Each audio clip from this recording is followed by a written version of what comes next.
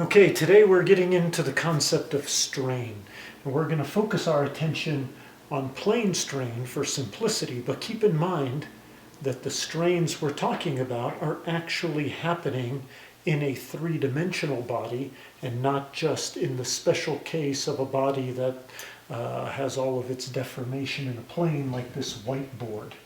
So we're talking about deformation. Before we were talking about equilibrium of forces, and I want you to recall what we talked about in the very beginning of the course is that there are three parts to every mechanics problem, and we just make sure we're identifying each part to help us find a solution.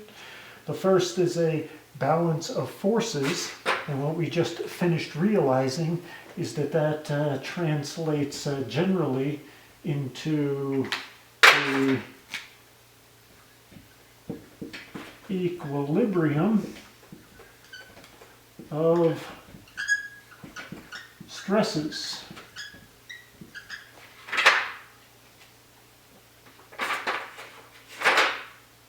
And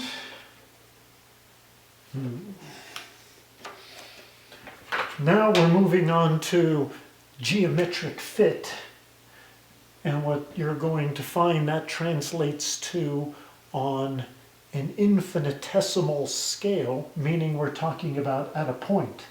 Remember, we can balance forces on a finite body like a beam, like another structural component where we're looking at forces over areas, but we were interested in finding out what's going on at a single point in the body.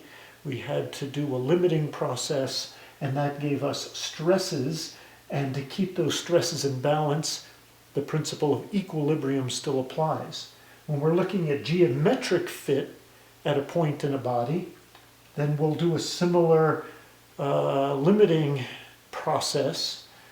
Overall, we're talking about components that fit together. So if we have two rigid plates pushing two springs, the two springs have identical deformation because they always need to fit together between the two plates.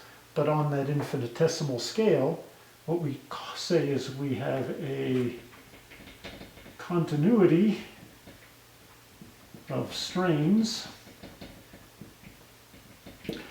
And again, to get a physical feel for what we're talking about, this means that as our bodies deform, no voids are opening up inside. You don't have material that is overlapping on itself. Things stay continuous with continuity of the particles that make up the body. And then once we finish talking about strains, we're going to move into the third part, which is thinking about a relationship between 1 and 2, a force geometry relationship. And for us, that's going to translate into something that we call a constitutive law. And for us, we're going to look at a special case for linear elastic materials that we call Hooke's law. So let's dive right in and look at geometric fit and the continuity of strains. So let's define some terms in the plane talking about deformation. And first, a reminder that what we're interested here is the change in shape of the body, and we call that deformation, which is distinct from just a rigid body motion. So for this eraser, if I just move it from here to here, the body didn't actually change shape, it just changed position. There is no strain associated with that movement of the body. But of course, if I squeeze and twist, the body changes shape and there is a deformation. And anytime there is a deformation, meaning relative parts move, and there is a resultant strain that goes along with that. So if we have a body that is this whiteboard and it undergoes a change in its shape. We could imagine drawing with a blue Sharpie a box on this body and then watching how the shape of the box changes, and if there is any rigid body motion, of course, then the blue box will shift and then change shape, and we could end up with the blue square morphing into the green diamond shape. And if we want to think about defining the strains that go along with that, we've got a coordinate axes, x and y, where we define the location of the four corners of our blue square O, C, D, E, and that translates into the green O, C, D, E, and we can write some expressions for the normal strains and the shear strains, assuming that the magnitude of all of these deformations is small.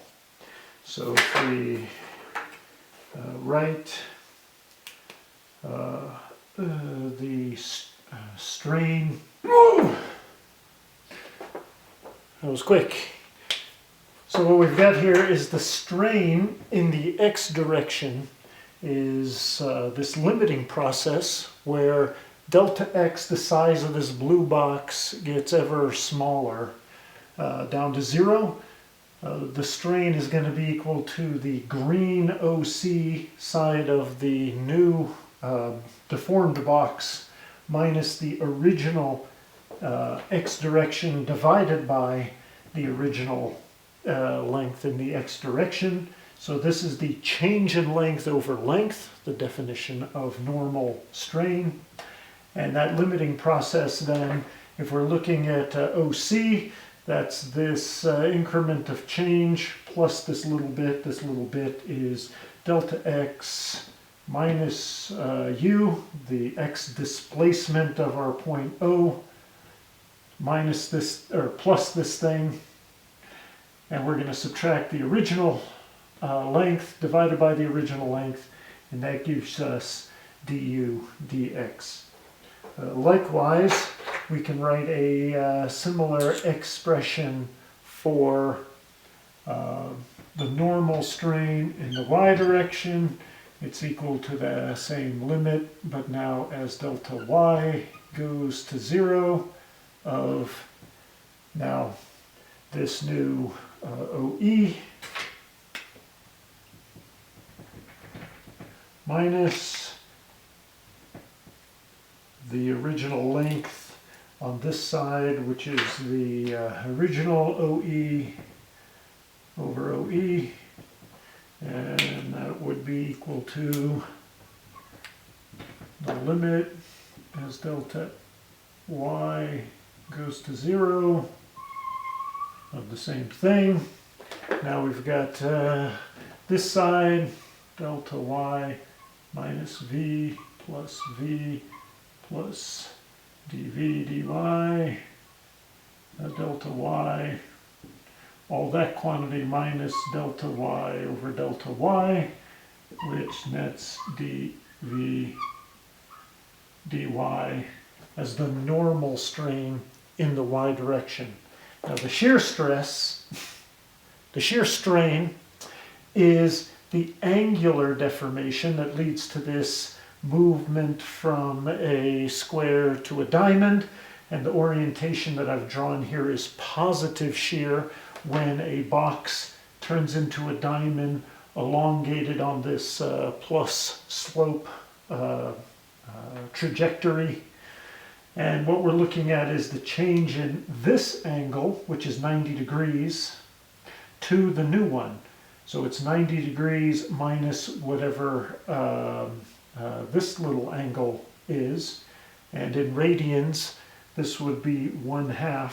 So if we're writing our expression for the shear strain xy, And spoiler alert, because of symmetry, that's also equal to yx. And this is going to be the limit as delta x goes to 0 and delta y goes to 0, because now we're dependent upon both x and y in this angle change of angle EO. I can write that in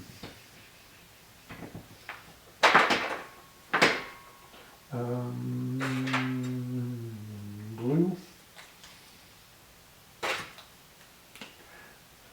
The angle EOC minus the green angle EOC, and that is going to be equal to the strain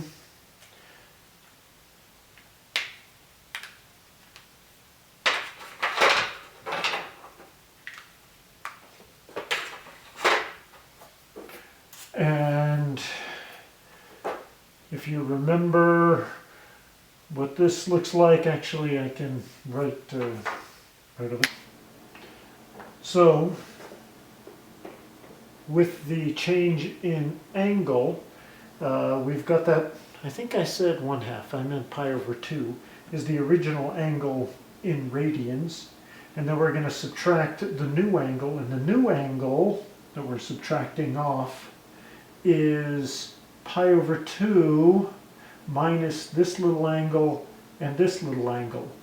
And this little angle is represented by this term, where for very small angles we can make the approximation that the sine of the angle is like the angle, so the opposite over the approximate hypotenuse. Same thing for this little angle in the y direction, and when we simplify this term we get dv dx plus du dy. The change in the y displacement with changes in x plus changes in the x displacement as we move in the y direction gives us the shear strain. So now we have these three terms that we can use to satisfy compatibility, meaning the displacements aren't opening up any voids or overlapping as this deformation proceeds. So we have our plane strain tensor with three unique terms in it. And again, plane strain in the plane of the whiteboard. We've got two normal stresses, two normal strains, epsilon x, epsilon y, and then one shear strain, gamma xy. Now, what if we're given these terms in one frame of reference, but we need to transform it to a different frame of reference? In a coordinate transformation that it is analogous to what we did with stresses in plane stress, the textbook goes through the derivation of the equations where we can transform these components in one frame to the identical deformation described with components in a new frame that is rotated by some known number of degrees relative to the first coordinate frame. And what those transformation equations look like is this. You'll see that this looks very similar to the transformation equations we had for stress. It's a double angle formula, and the new primed coordinate system is rotated by an angle theta compared to the old coordinate frame. But because everywhere theta shows up in these transformation equations, there is a factor of 2.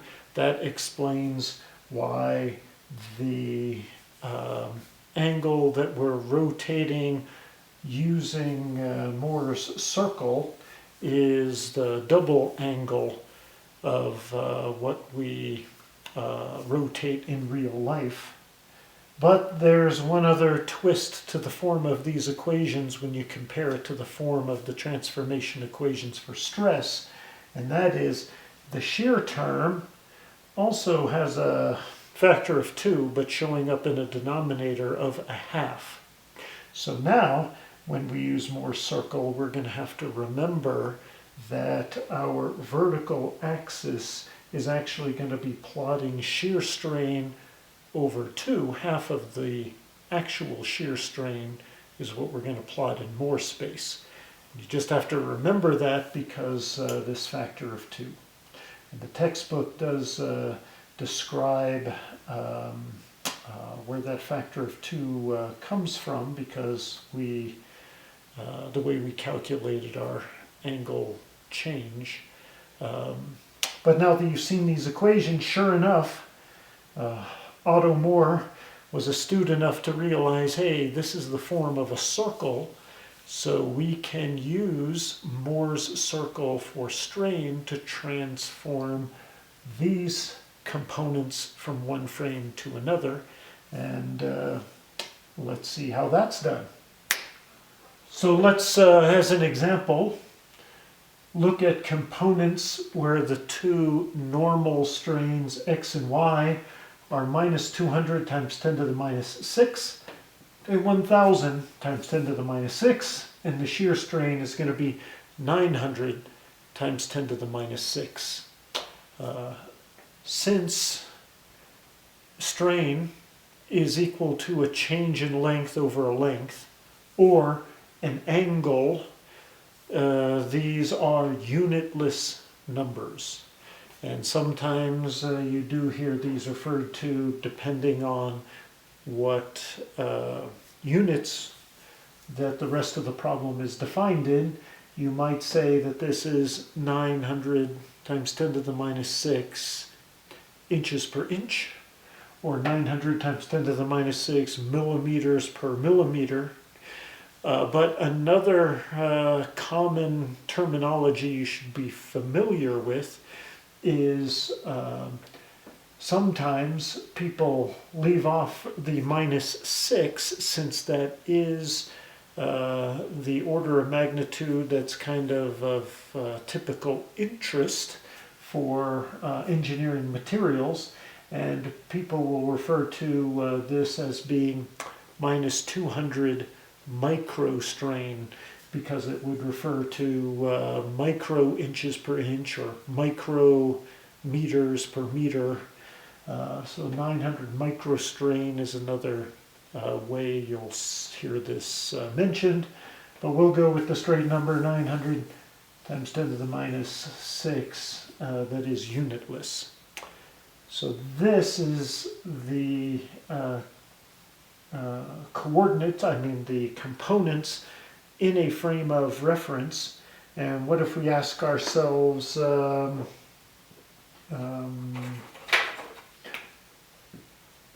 what are these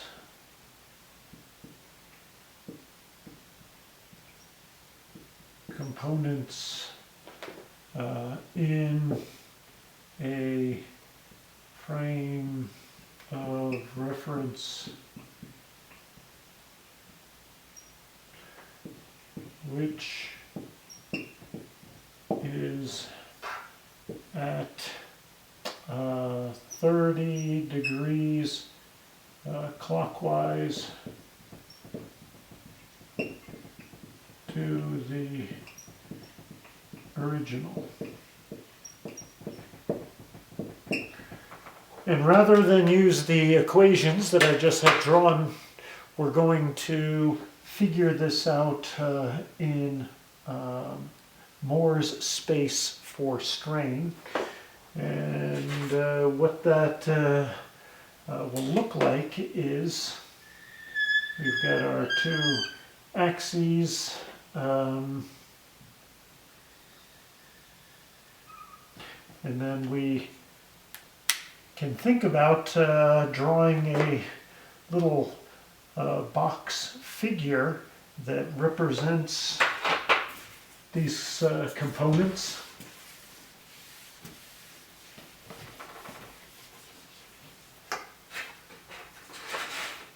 And so what that looks like is normal strain is of magnitude minus 200 times 10 to the minus 6.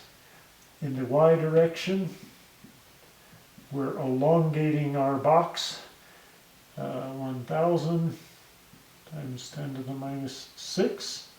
And then our shear strain is positive, and equal to 900 times 10 to the minus 6. And that's tending to distort this into a diamond with the longer axes in that direction. So our two axes in Moore's space for strain, we are going to have our normal strain axis, and then the vertical axis is going to be the shear strain divided by 2. And the methodology, turn the crank cookbook, is going to be the same as we did for stress. We're going to take a face, we're going to designate it the Roman numeral X face, and we will have coordinates in the Moore space given by the normal strain, and then half of the shear strain to get a point representing that face. And we're going to designate the top face here as the Y face. We'll get two coordinates of 1000 times 10 to the minus 6 and 450 times 10 to the minus 6. Plot that. Then we'll have 2 points representing this state of strain, and then draw a circle through those 2 points that represents the strain state for any orientation of axes in the plane. So let's blow up this Moore's circle for this case. So to get our X face, we've got the coordinates of minus 200 for the normal strain, and for the shear strain we come down 450 because the amount is 900. We divide that by 2 in the shear Moore space for 450. So the Y face had a normal strain of 1000, and I modified the axes to be times 10 to the 6th. So we are looking at that microstrain value. We've got 1000 microstrain on the Y face in the normal direction, and then the shear is 900 divided by 2 gives us the Y coordinate of 450. And now these 2 points and the line connecting them represent the components of our strain at a single point in a body in a particular coordinate frame. As we rotate this diameter around the center point, that represents the same state of strain. The material is deforming the same, it's just the components we use to describe that state of strain will be different because our coordinate frame is different. So we can draw this circle. Maybe it'd be helpful to have a piece of string. Okay, the battery is dying, so we've got to talk fast.